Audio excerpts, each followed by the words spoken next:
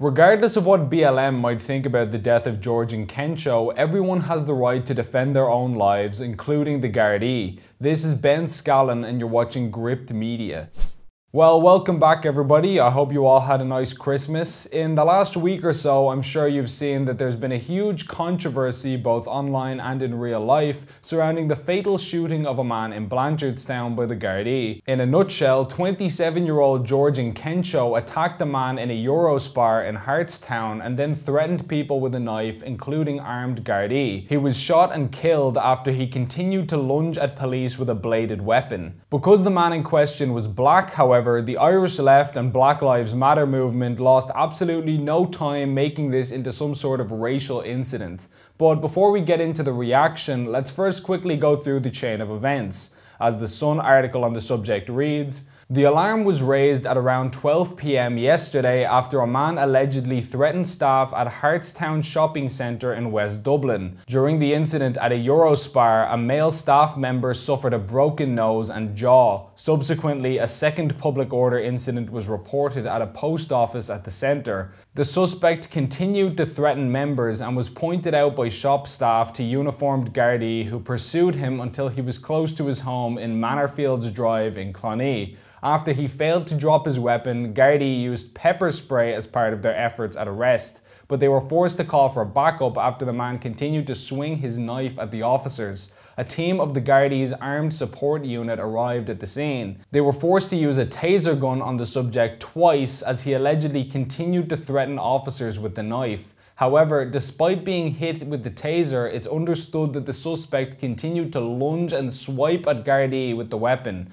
Officers then opened fire. When the man fell to the ground, the ASU team, who are trained as emergency first aid responders, treated him at the scene before he was taken to Connolly Hospital, where he was pronounced dead a short time later. The incident was witnessed by locals and videos were posted on social media. Now, there are conflicting media reports about what type of knife he had. Some people are saying that it was a machete, other people are just saying that it was a big knife. I don't know, I wasn't there and it's hard to tell from the footage. But either way, we know he had a deadly bladed weapon and that some of his family members had previously taken out protection orders against him on the basis that he posed a threat to their safety.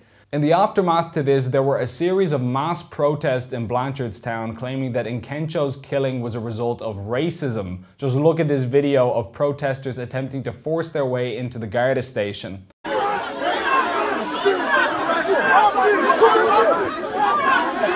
By the way, as a brief aside, note the lack of social distancing. This is yet more proof that if you hold the right trendy opinions like BLM, you can do basically whatever you like in this country, but all the rest of us have to follow the lockdown rules. It's very convenient, but I digress. The next video is of protesters terrorizing the staff and customers at the local Spar where the initial attack happened.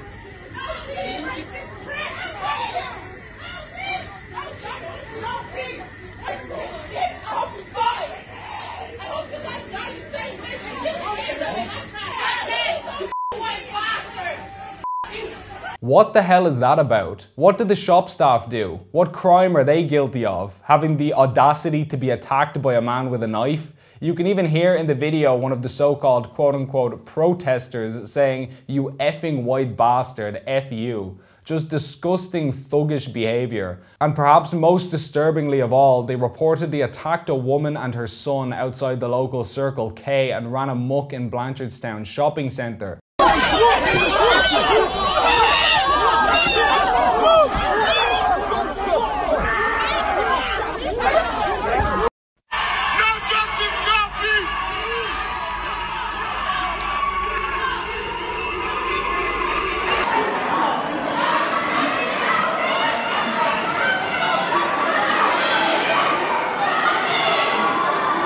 And these are facts. You can scream all the woke, racist buzzwords that you want, but these are public events that were recorded for all to see. Now, obviously, the loss of any human life is a tragedy, regardless of circumstance, and you can understand his family and community being upset in a scenario like this.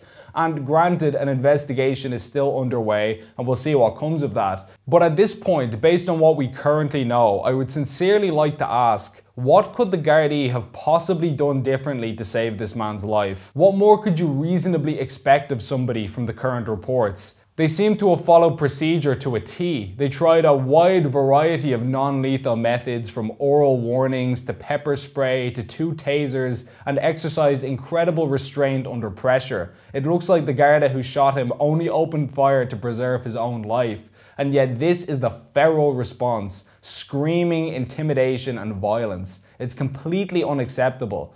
And of course the Irish left have their own agenda. Let's see Paul Murphy's scorching hot take on the incident. The lethal shooting of George Nkencho by Gardaí today is extremely concerning. From the info available, it appears to be a disproportionate and unnecessary use of lethal force. The Gardaí have in the past disarmed and arrested people. So the guards don't know what they're doing, do they not? Spec Ops Delta Force Marine Ranger Paul Murphy would have redirected the sun rays off his head, briefly blinding the assailant before peacefully lowering him to the ground with a firm but gentle karate kick.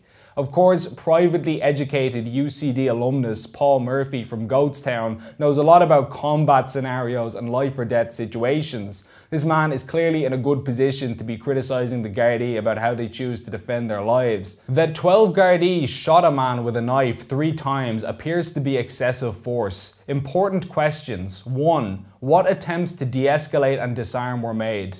We already know that, Paul. Oral warning, tasers and pepper spray. Do try to keep up. 2. Who took the decision to shoot and why? That would presumably be the Garda who got lunged at with a knife, probably because he didn't want to get stabbed. You would have thought that's fairly straightforward. 3. Did the fact that he was a black man affect the decisions the Gardaí made? Ah yes, now here's the real point that the left wanted to make. It was racism. We all know that if a white man had sprinted at the police with a deadly weapon, they would have just stood there and allowed him to kill them all out of racial solidarity or something. Truly a case of white privilege in action. I mean, how thick does Murphy think that people are? Take the case of Mark Hennessy from 2018 as a comparable scenario. A white 40-year-old man threatened an armed Garda detective with a Stanley blade, and guess what? The Garda shot and killed him. Believe it or not, white people don't get a free pass to lunge at police officers with deadly weapons either. What kind of fantasy world do you have to live in to come out with this total nonsense? But as independent Senator Lynn Rowan said, that shooting is so upsetting. I am struggling to understand why the Guard thought it was the only option they had. Lynn Rowan, of course, speaking from her years of experience engaging in shootouts with knife-wielding criminals. She knows the armed Gardaí's combat options better than they do, sure. She would have shot the yoke out of your man's hand like Neo from The Matrix. And then we have perhaps the most absurd one, Ruth Coppinger. Extremely concerning that a young man is killed brandishing a knife but not armed otherwise. Brandishing a knife but not armed otherwise. You would really want to be as thick as 2 planks to take a comment like that seriously. Try telling that to anyone who's been stabbed. Last but certainly not least, we have People Before Profits Breed Smith. Why was it necessary for the Gardaí to shoot and kill George Nkencho? There were at least 12 trained Gardaí on the scene. Why could they not disarm and detain him as they have done with numerous other suspects, men with swords, member of the Kinahan and Hutch gangs and so on, without shooting him? Second, if shooting was essential, and we do not accept that it was, why was he not shot in the legs to bring him down? What a stupid question. First of all, Gardaí are specifically trained to shoot for the centre mass because a leg is a small target which you are likely to miss, especially if someone is moving fast towards you. You want to criticise a cop for a split-second judgment that they made while their life was in danger.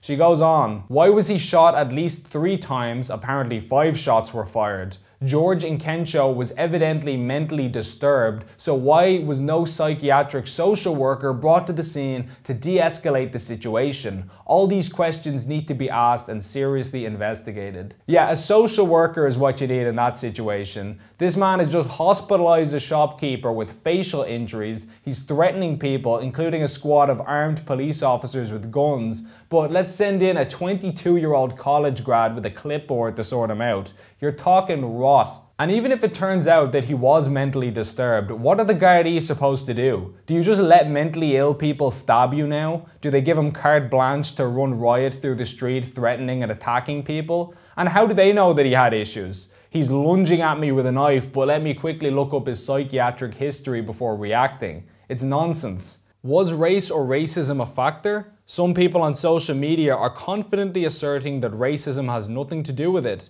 What makes them so sure? Institutional racism does not openly declare itself, but it shows up in a different practice and different responses, and this killing is an example of such a different response, and that too needs to be investigated. We know from a huge amount of experience, not just in the US, but in Britain, France, and around the world, that racist attitudes can be embedded in police forces, as in the wider society. Why should it be different in Ireland, given, for example, the record of anti-traveller racism in the Gardaí? Reports from the local black community suggest that they do have an experience of racist attitudes from the police and have been subject to racism in school. Again, he lunged at the police officer with a knife, but yes, Breed, it was because he was black. Only a socialist politician could afford to be this seriously deluded. And by the way, as an aside, all of the comments on this post were rightly crucifying her. There were about 13,000 comments on Smith's post, and it looks like about 90% or more were telling her where to get off. Any respect I had for Breed Smith is now gone. Jumping on this issue was a bad move. Another vote lost. Note the likes, by the way, over 2,500 people agreed with this. Thanks, Breed, you've just made up my mind never to vote for left-wing independent TDs again. This had nothing to do with the race, a dangerous man taken out after being given every chance to drop his weapon. Very well thought out and typed from the comfort of your cozy armchair. Effing neck of you. I'm disgusted that a TD would write this. You should be ashamed of yourself. The opinion you state in it about Gardaí shooting an armed suspect in the legs is ridiculous and shows how clueless you are. Please stop turning this into a race issue. It has absolutely nothing to do with the colour of the man's skin. My sympathy with his family, but he was not singled out. He attacked a shop worker and went on a rampage with a knife. You called this one so wrong, Breed Smith. The Gardaí were doing their job, and it's tragic that someone had to die, but it certainly wasn't a race issue, and to suggest that it was adds more to the tragedy itself. It's breathtaking that you as a parliamentarian would even hint at this. I fully support An Garda Síochána, and you should too. You should retract your statement immediately and apologise for your inflammatory comments. Never heard so much shite from a TD in all my life. Made your own goal. The real agenda of the left, race baiting and division. Ruth Coppinger tried the same tactic. I support the Garda 100%. They have families too. They should not be expected to give their lives in the line of duty. If you have no experience in firearms or using them in a life and death situation, please don't comment, Breed. Next time, sure, why don't you arrive on the scene and disarm the situation yourself, you effing wizard. Just one comment after another, taking her to the cleaners. The Irish people aren't stupid and they see through the race baiting spin. You see, the left desperately want this country to be rife with racial tensions so badly, just so they have something to complain about and browbeat the population with while continuing to have a job. There are entire sub-industries within the political, media and NGO sectors whose sole purpose is to find and hunt down allegations of racism and hate crime. What that effectively means is if they investigate and find out that Ireland isn't actually that racist at all, suddenly they're out of the job. If you don't have leaky pipes, you don't need a plumber, and if you don't have a racist society, then you don't need professional anti-racist campaigners. So they have to find racism everywhere in order to justify their own existence. Ireland not being racist would literally be an existential threat to their entire careers. But unfortunately for their narrative, Ireland is an amazingly tolerant country, and believe it or not, Gardaí are not hunting minorities in the street for sport. There is a serious supply and demand issue when it comes to hate crimes and genuine incidents of racism, which is why they have to cling to preposterous reaches like this story. Was misinformation spread about George online? Sure, people are making claims like he had 32 previous convictions, which is false, to give one example. And I'm sure some people said some horrible racist things online as well. I mean, it's the internet, people are nasty, and that's obviously to be condemned. But is that really the main issue here? Even if one personally believes that his shooting was disproportionate, which based on what we currently know, I don't believe, he would not even be in that situation if it wasn't for his violent prior actions. The fundamental point here is that we have violent knife-wielding criminals of all races brutalizing people every day in this country. We're more worried about the knife man, for example, than we are about the Eurospar employee who was hospitalized by him. We're more worried about the knife man than we are about the Garda who was almost killed for just trying to do his job. At the end of the day, a man threatening people with a knife was shot. Take race out of it and where's the controversy? Would we have ever heard about this story if it wasn't for this man's skin colour? When will leaders in this country wake up and start putting victims first over criminals? Please like and share this video, and if you enjoyed it, please consider signing up for a monthly donation via the link on screen to help us produce more content like this. Alternative media like Gript needs all the assistance it can get, and every donation goes a long way. As always, thanks for watching.